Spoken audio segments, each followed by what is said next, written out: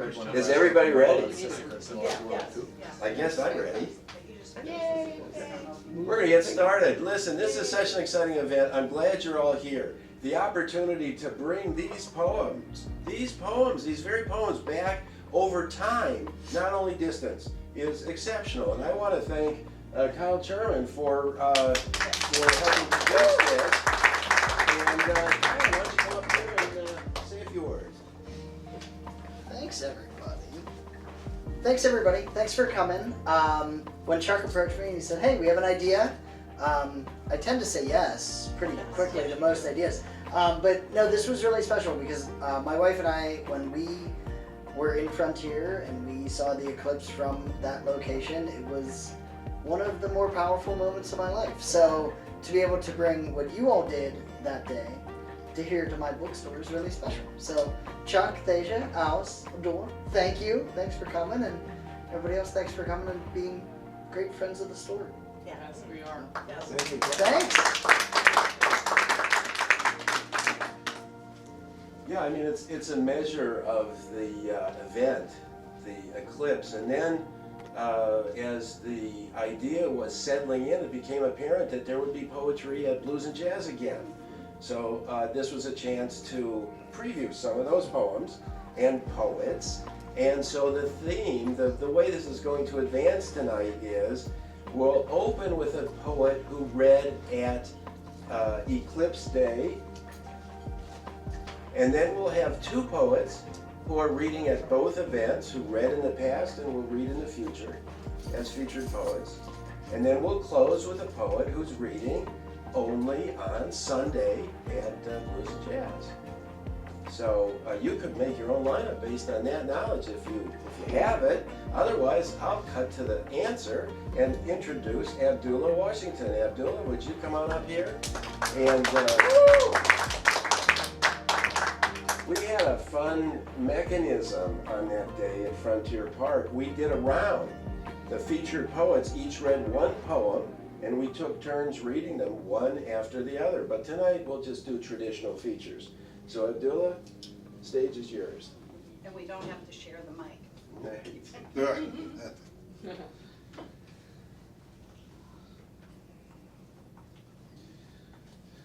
Thank you guys for having me up here.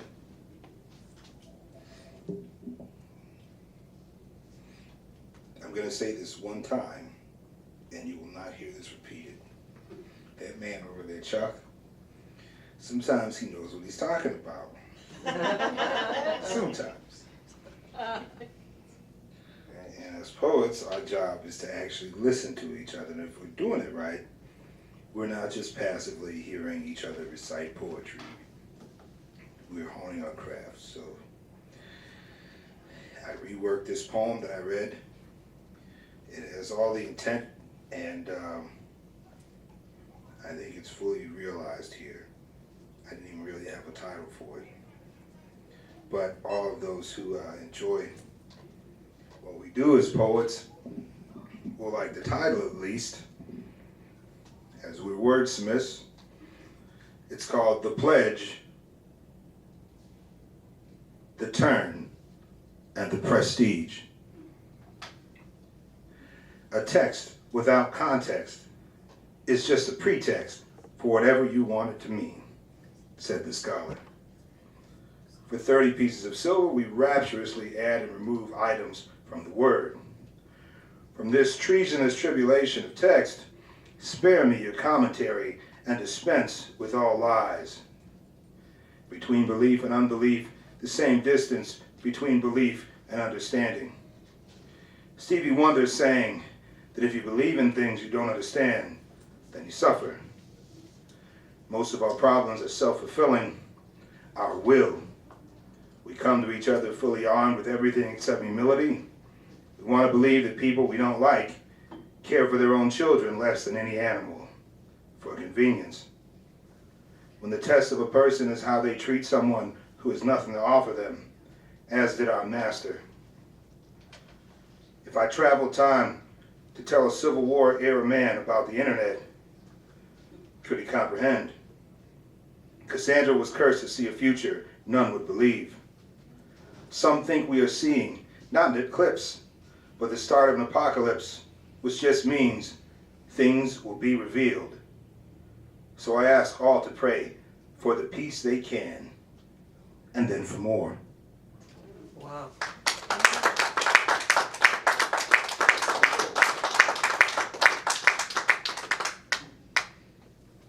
It's going to take me a second, I apologize. I'm going to throw in another poem here because a lot of things have happened. So if you guys don't mind, if you'll indulge me. Is that okay? Please. Yeah. All right. My mom was a hard act to follow, and she passed away recently, so just give me this one if you would.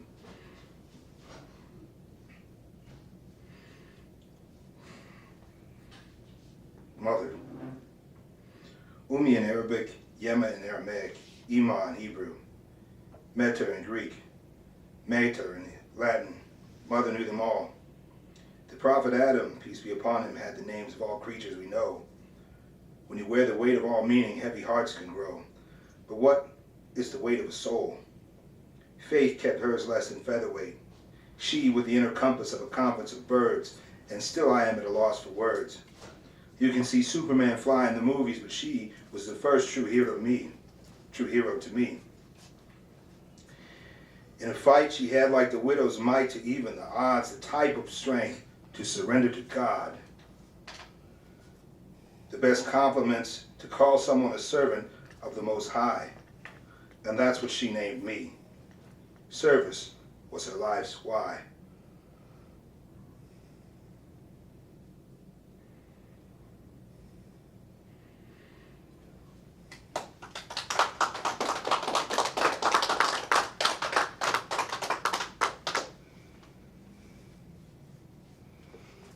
This is called Photograph. Let's just take a photograph. It's meaning between me and you. Now you can expose it to the world. These days, that's the thing to do. Let's just take a photograph. It's meaning between me and you. Now you can destroy me to the world. These days, that's the thing to do. Betray me never. I always knew this was forever. All I need is your warmth. Blinded on approach, they see my shadow. Only you see my battles. When I think I'm clever, you say you will save me forever.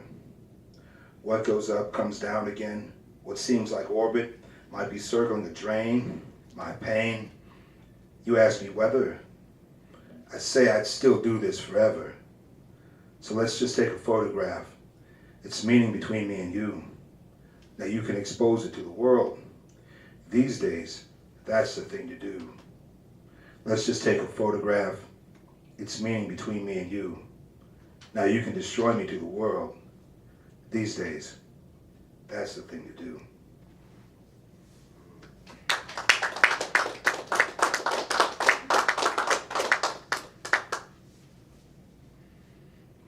All right, this will be the final poem of mine today. This is Totality. Think of an owl. If the moon splits today, we'd still need it to wake people up. But don't think of a rooster. Though we've deified things that set, we must await Saturn's return. So think of a hare. If we are not sure-footed, we won't survive our sagas, so don't. Forget about the tortoise. It's a tenet that the journey matters, not the destination. Think of a particle. Where did all the time go? Though never odd or even keel, some got here by sailboat against the waves keeping us connected. We can't deny how. Some got here by caravan, across deserts like an Arab man. We all had our Ides of March to get here. You are here now. Don't think of an eclipse. You are here now. We all had our Ides of March to get here. Some got here by caravan across deserts like an Arab man. We cannot deny how some got here by sailboat against the waves keeping us connected. Though never odd nor even keel, think of a particle. Where did all the time go? It's a tenet that the journey matters, not the destination. So don't forget about the tortoise. If we're not sure-footed, we won't survive our sagas. Think of a hare. Though we've deified things that set, we must await Saturn's return. So think of a rooster. If the moon splits today, we still need to wake people up. But don't think of an owl. Think of totality.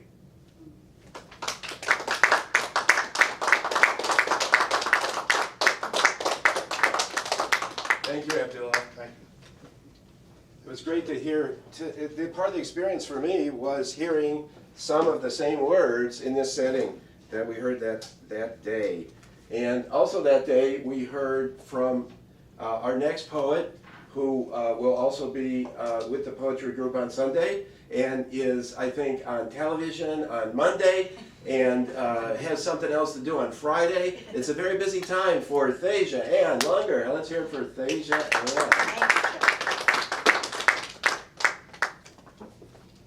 Thank you. I think I need it a little lower than Abdullah. So I want to welcome everybody to Werner Books. This was Chuck's idea, and I'm very excited that he thought it up and we were all able to participate. I want to let you know that the video that's being taken will appear on my programming that's at CAM Media called Poets Know It. So it'll just be Poets Know It, the Werner version. So, and then on Monday is at CAM Live. Come in, and if you just want to be an audience member, you can, or bring your poetry. I usually have a couple poets that I know are coming, and then whoever shows up as the open mic, and we just keep doing rounds until I say, is there anyone else who has the need to read, and no one moves. That's when we end the show. So I'm going to start with my poetry that I did the day of the eclipse. And just a brief introduction into my life is that my beloved husband's been going through a lot of health problems. So when we were doing the research to do our eclipse poems, I was looking more for levity because, you know, I didn't want to think about totality at the time. So I kind of went off in a different direction. The first poem is called The Complete Annular Solar Event of the Cardiovascular Muscle. Every now and then you come around and I'm nervous about all the years speeding by. I wouldn't say terrified, concerned for my eyes. These weeks waiting, I get a little bit restless. And then everyone is counting down and I can't see a thing, and someone says, turn around, bright eyes. So, eclipse, I need you now, tonight. I need you now more than ever. Will I still be here for the next one? You are so awesome and I'm falling in love, but now the move is moving apart. It's done. The total eclipse of my heart.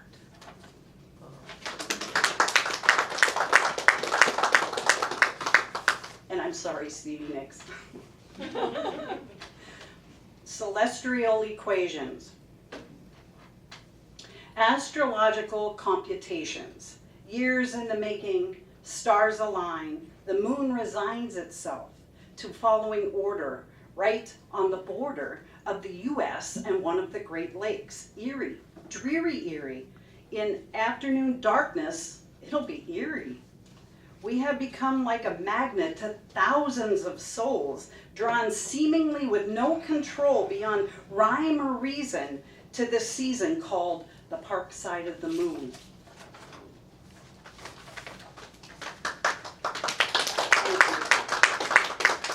And the last one about the eclipse is Mother Nature. Mother Nature, Father Time, miracles or accidents. I'm going to start it over because when I was doing my research, I was thinking about back in the day before we had all the special glasses, and that you could go blind, but nobody told them they could go blind. So that's where the thought was for this one.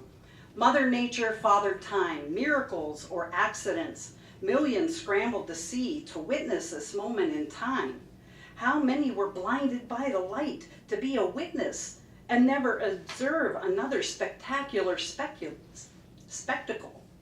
Will I be here the next time? What an honor. I will hold my breath and hear the universe sigh.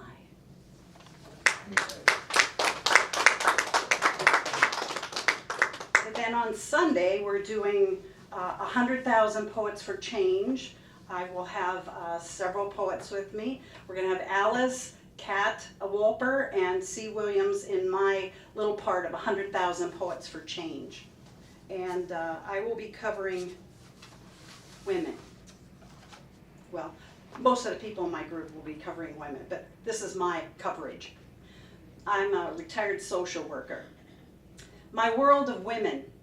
I work with women every day, with and for women, an office full of beauty, experience, and intelligence, where we astutely enable women who worked and worried themselves into poverty and homelessness, lives blown apart by divorce, addictions, job loss, and predictions. We strive to be a hand up, as handouts do not encourage growth. They come searching and beseeching, and we provide what they are reaching for, a small space, safe, perfect for their situation.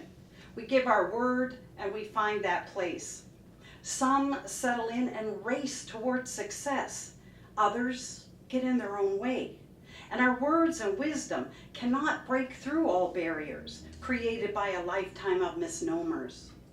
They wear invisible headphones, replaying their own insurmountable mantras. We provide the seeds for success. We battle the habits that inhibit them.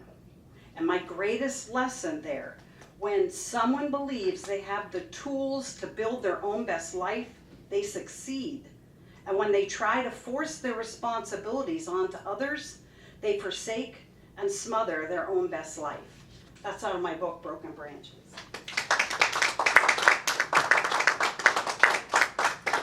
And then I'm going to wrap up here tonight with several really, really short, more happy ones. Broken Crayons. I was teaching a group of kids poetry, and they were drawing pictures because they were 6 to 8 years old, so drawing pictures of the poems we read.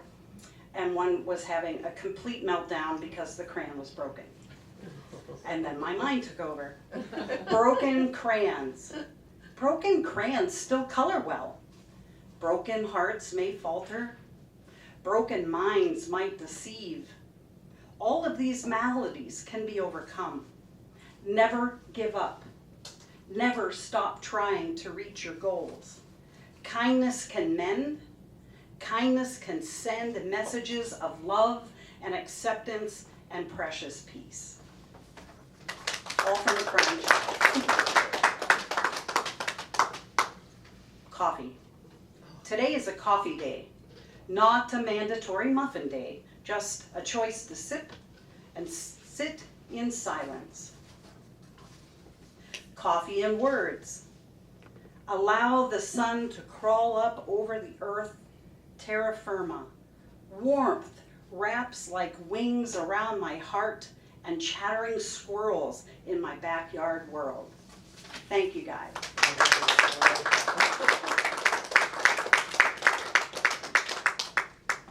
Thank you, Thasia.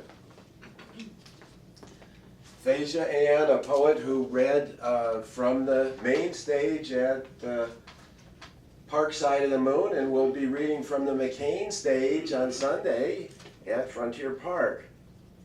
Yes. And the next poet is the same, and that's me. So welcome. In order to enjoy this first poem, I have 4 poems, and this one, it's important that you join me in imagining that I'm on the main stage at Frontier Park in the setup for blues and jazz, except it was Eclipse Day, Park Side of the Moon. Some people are there to hear poetry because they knew it was happening. Andy was there to film. Thasia and Abdullah and I met there. And like I said, we read rounds, and people continue to come in to hear Eric Brewer and friends do their version of Dark Side of the Moon. And so picture yourselves looking at me under that setting. And I read this poem called Celebration. I am imagining Frontier Park, its lawn peopled by slender maidens wearing flower halos and swirling dresses belted with rope. Apparently, I imagine the solar eclipse, a Renaissance fair, and that lovely park somewhere in 15th century Europe. The locals still learning the earth is round. I hear the music of lyre and flute, the song of birds singing along. A deeper thinker might imagine pagans, long ago humans ignorant of the Christ, their sleepless nights under a clear pre-industrial sky, their lives organized without written records, trudging through frontier toward a megalithic structure capable of predicting a total eclipse. Nothing without imagination. Yet there we were, a multitude together to share a natural occurrence, a celestial phenomenon of premature darkness, an occasion for no other reason from which, with confidence, we intend to emerge. Thank you. So, when Matt Leibowitz, who produced Park Side of the Moon, called me for poetry, I was quite taken with the idea. And before I even gathered any of my friends to join me, I started writing this poem. And I read this then, and I'm going to read it now. It's called Full Totality. Why did we think it wouldn't be raining? Your first time here in Erie? Seriously, sometimes things work out. Erie, Frontier Park, where we were located on this planet, where that same sun, having its big day or not, shines over both sides and the south side. Our little Chicago, the Gem City, birthplace to locomotives and beer. Soon it'll become dark, if you get my meaning. Full totality, night for day, day for night. The French made a movie of it. The Tragically Hip recorded the album. In recognition of the celestial occasion, please meditate upon the following. Billy Collins.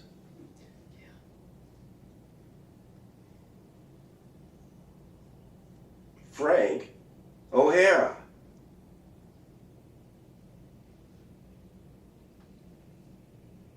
Berwin Moore. We, us, our society, we can track an eclipse from far away. Our computers generate convincing weather graphics for the next 2 weeks, and nobody can predict the future. Thank you. All right, let me try. I got one more. This is a short poem. It's 4 lines. Remember, one of the things most memorable about Eclipse Day was the size of the crowd that we were sort of expecting or thinking about expecting. I don't know. I remember something about 500,000 people from Pittsburgh.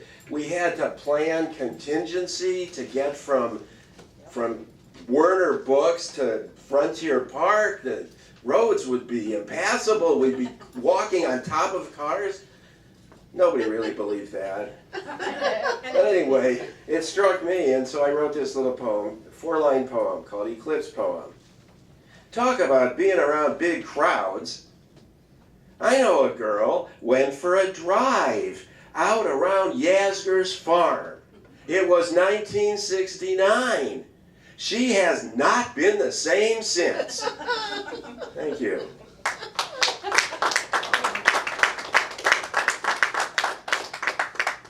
Now, I will be reading Sunday, and so representing that side of Frontier Park poems, because it's at Frontier Park, right? This is Werner Books. That will be Frontier Park. I'm going to read poems from this collection of poems I wrote called Said the Growling Dog, and I'm going to read this one here, and I expect I'll read it on Sunday. It's called Sex Machine. What you don't know, unless you live in Pennsylvania, maintain a permanent residence, and maybe in Jefferson County, is why we love the groundhog so. Here's why. He's a sex machine. That cuddly lump of brown fluff, he's a freak. He can't get enough. Our fertility god, the groundhog. Our icon of love. Every time we see him, we Pennsylvanians, we lick our chops. Fireworks start going off. We feel like dancing. The groundhog stands for sex, intimacy, adult behavior, getting lucky, the overflow of love into loving, the way our rivers sometimes overflow our valleys with a flood.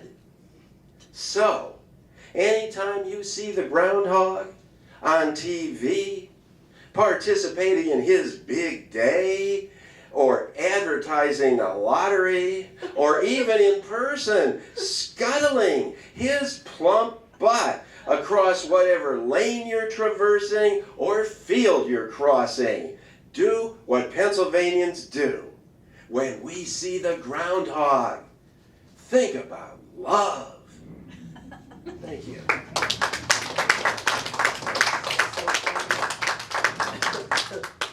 Thank you, Chuck. I appreciate that. Now, to conclude the featured section, we'll have open mic following this next poet, who will be reading on Sunday at between 1:45 and 2:30. Author of a chapbook whose name is escaping me right now, which is remarkable because I provided a review of it, and I next time I'll have it with me. Be ready on Sunday, please. Alice Edwards.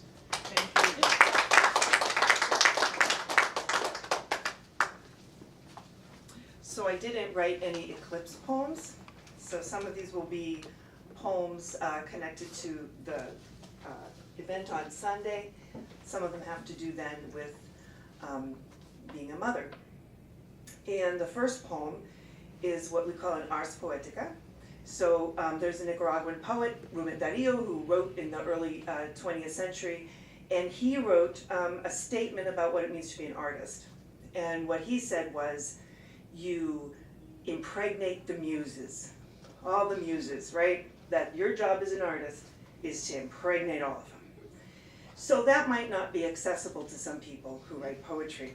So I chose another metaphor for understanding art, or poems. Like milk, the poems come down.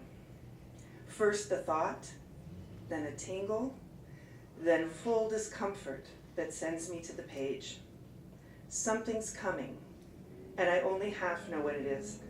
Just that it's real, insistent, created in the body, some alchemy, this liquid, gold, this language, might feed someone if I can capture it.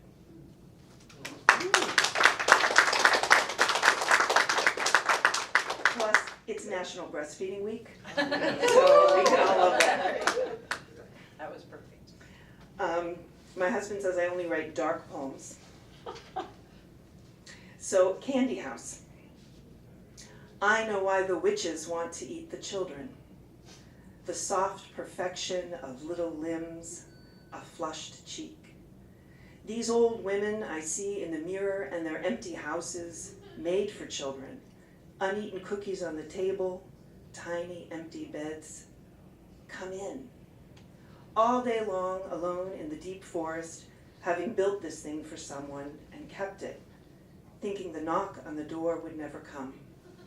Hearing the nibble, the small tussle, the footsteps echoing from years past, a beloved sound, a spark, an awful hope. How to keep them at the table, filling a dark hole, a hunger you've nursed forever. Ooh.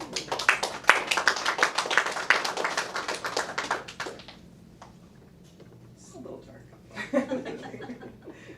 Okay, on being told God is always on time. God is an old man who spends all morning in the garden, When he comes inside, his muddy boots stain the carpets, but there are flowers on the windowsill.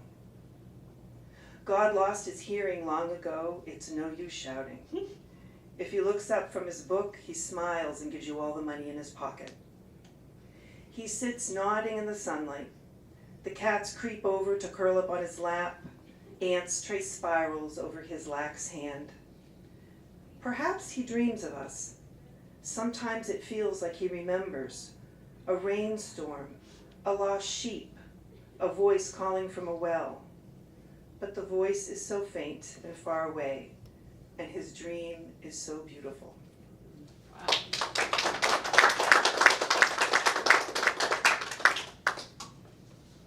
My last poem is a translation. I didn't write this. This is a translation that I did. I teach Spanish at Mercyhurst, and this is a poet that I've worked with, Gioconda Belli. Not that I've worked with, like I know her, but like I work on her stuff when I write about literature. And she is like she's in her late 70s now, and she's just a huge presence in Nicaraguan literature. The present dictator of Nicaragua, Daniel Ortega, recently took away her citizenship, like he did of hundreds of poets and artists and intellectuals, and kicked them out of the country. I think she was already, I don't think she was in Nicaragua when this happened, but she was stateless for a while, until several countries offered her citizenship and she took it from Chile. So she's now a Chilean national. So this is a poem about, she writes a lot of stuff about women, and this is a poem that she's written recently about women. What is forgotten? And the day comes when the woman forgets the neighbor's last name and awakens in the middle of the night trying to divine in the darkness the diffuse letters that resist the efforts of memory.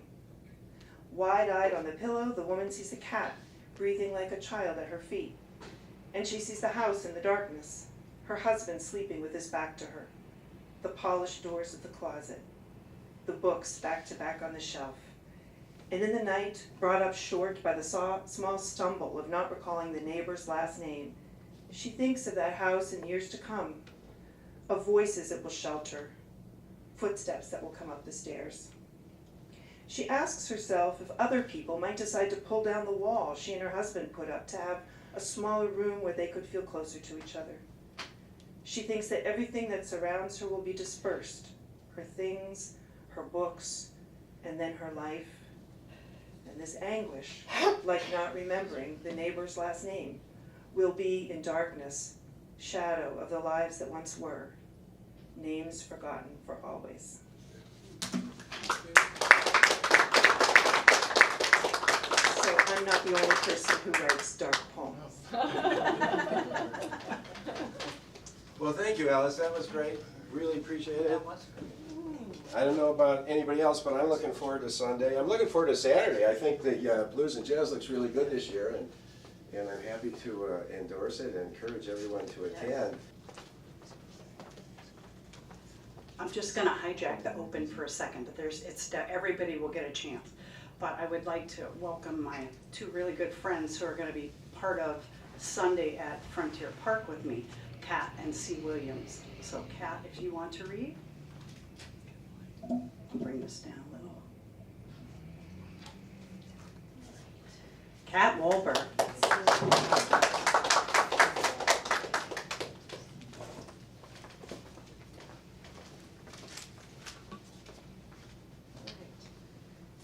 Read a couple new ones. All right. Okay. All right. Joy and sorrow. Can you follow me up the stairs, through the skylight into the sky? Can you taste the cotton candy awareness that all is perfect, even the imperfections? Can you keep humanity through the bliss? Can your heart break and beam simultaneously? Open your chest. Show me the pulse. Let me listen to the beat. Let me hear it proclaim its purpose and see how my heart answers.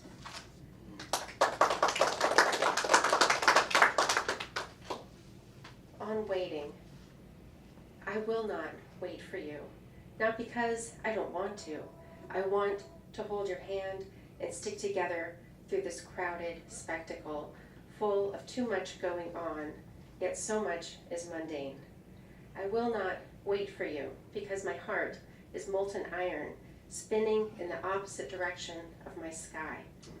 I am a giant magnetic specimen drawn to the source, made of the same stuff, made of something undergoing change in a chemical cellular level, made to grow, wither, bloom, seed, spread out, made to love you, but not at the expense of being fed by the sun.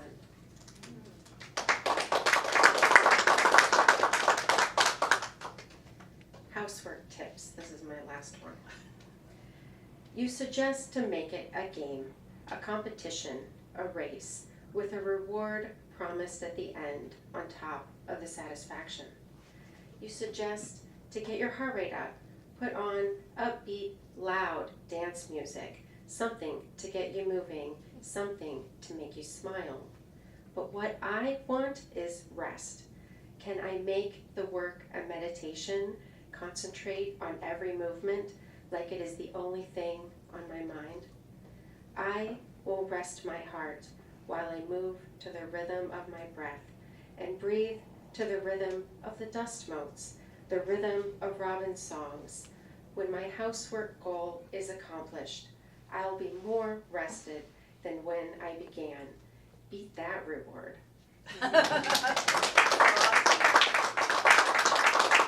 Who's next? Come on up. I think it'll need to be a little higher for you. A little bit.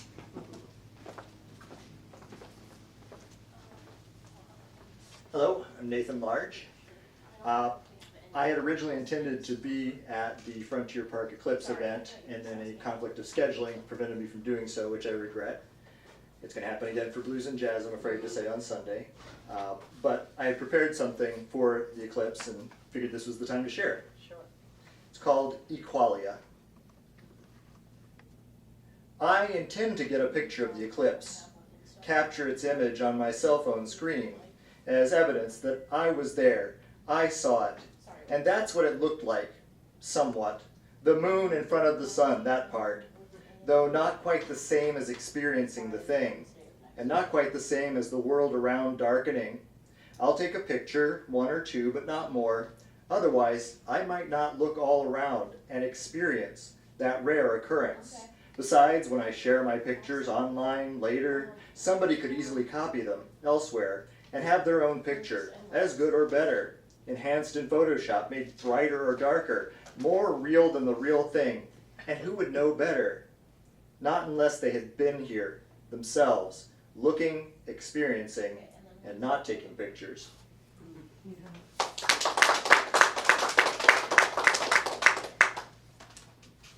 And speaking of phone, there's one I didn't bring, but I thought fit better into the set here. Of course, it's going to disappear.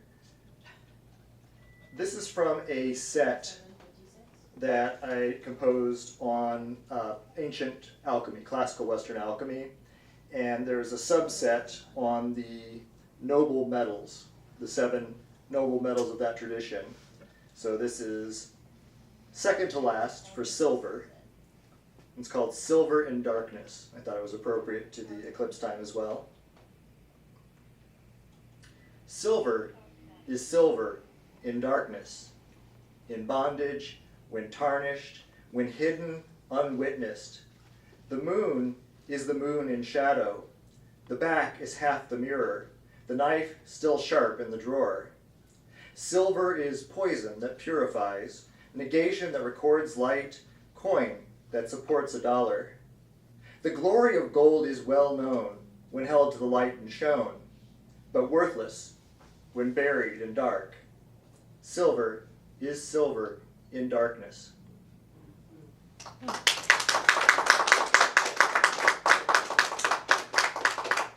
I think that's my favorite of the metals poems. In a tie with iron, but that's because that's a war chant. I like the rhythm of it. All right, and the last one is fairly recent.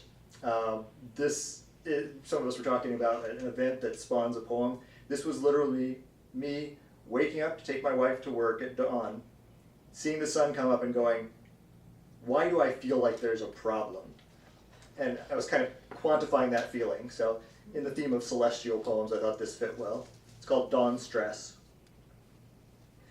This horrifying sunrise, a troubling sign that I am rising too soon, that something is amiss or distressed, that some illness or crisis or serious business calls me out of bed or has kept me awake.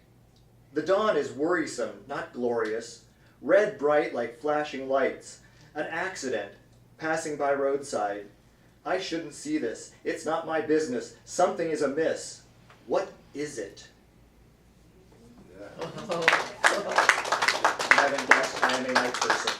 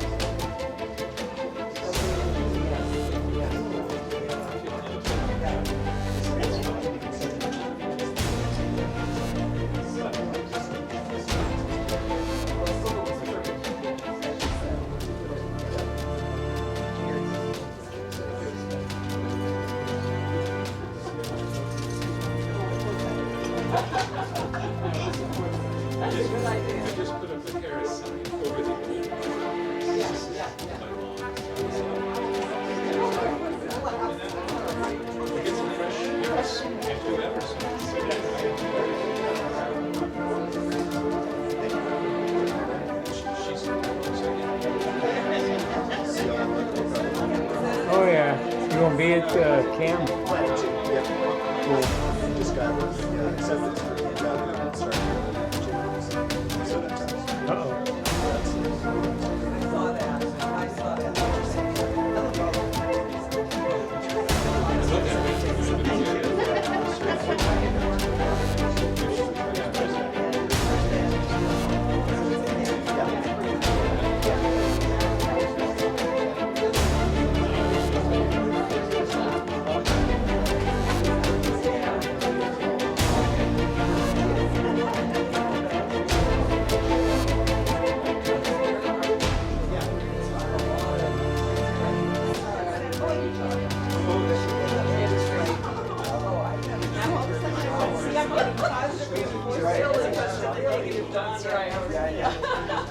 That should go well with your phone. It goes well off your. Me too. All the poems. There is depth, like this one that was in the spring show. So much. She's not coming.